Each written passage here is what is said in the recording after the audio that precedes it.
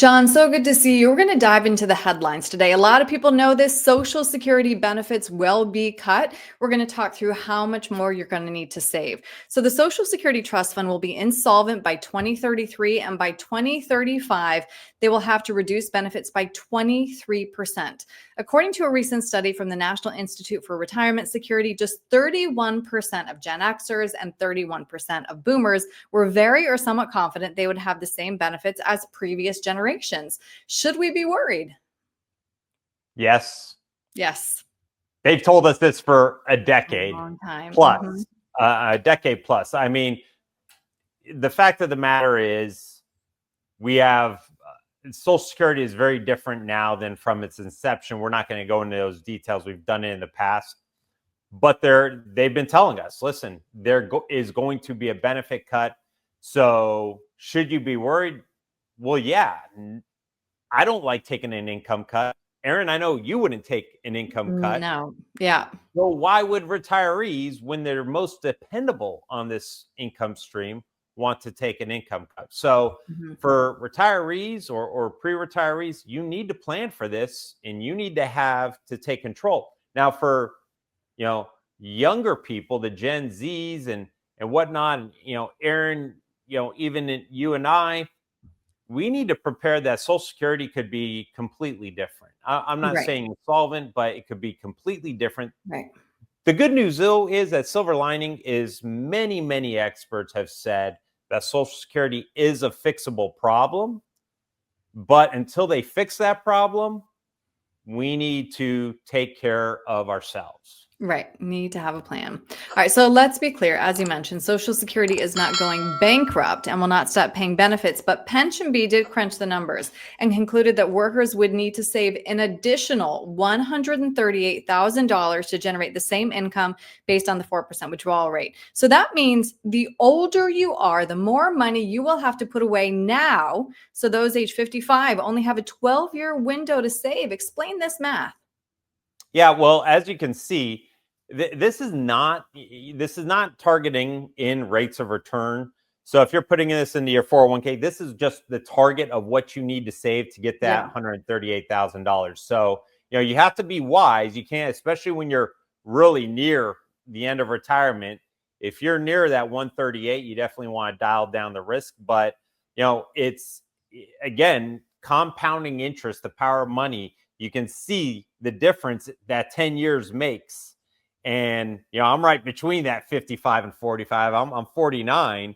But the more time you have, the less you have to put in. Not saying you should put in less, you can compound more money. But the fact of the matter is, going back to what we talked about, it's the problem's there. The government has the ability to solve it, but like many of our problems today, they don't. So I encourage everybody not to depend on the government. Do not depend on our politicians. Right. And this is the best time to put this, because as we're filming it, they're not even, Congress and the Senate are shut down. So go ahead and start taking care of yourself. Start saving that money and take control of your future. Because if you don't, relying on this system, which is, again, drastically different than its inception, could lead to some major issues in retirement. So let's talk through some of the best ways to save an extra $138,000. Of course, you can start by maxing out your retirement contributions and those catch-up contributions. Leverage all of those employer match programs. Don't leave free money on the table. And last, of course, diversify your investments. Yeah, and we talked about the $138,000. Don't make it that daunting number. Bring it down. Listen, I'm going to put $700 away. Start budgeting for it. If you're going to really follow that strict line in the sand, find a way to do the $700. You're going to put it in your 401k, or maybe your Roth 401k, depending on your individual situation. Company money is free money. Always take advantage of it. So, if your company is matching, try to max out that match. And then lastly, again, that last slide didn't talk about the earnings, and earnings aren't guaranteed. So you want to be diversified as you get closer to retirement and you're at that target number. You also want to dial down the risk a little bit so your Hmm. plan can be more accurate. And when you transition into retirement, you actually don't want to be as risky as in your accumulation phase. We've Right, talked of about course. that a lot. So, Right. but again, this takes action on your part. Do not rely on the government. That's the Hmm. overwhelming theme here. Hmm. And of course, this all underscores why it helps almost everyone to meet with an advisor, right? John, I mean, this is something that you specialize in. Yeah, and I'm not just saying that because I'm an advisor. Um, Listen, retirement specialists have, I have done countless hours of education and conferences over the last 12 years. I've been a member of the National Social Security Association in the past. Social Security claiming, we've talked about this, people do not optimize this powerful benefit.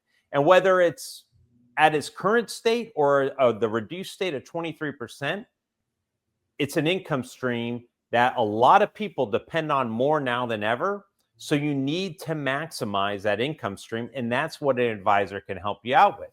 The other thing an advisor should be helping you out with, obviously, whether they specialize in retirement planning or not, is helping you diversify.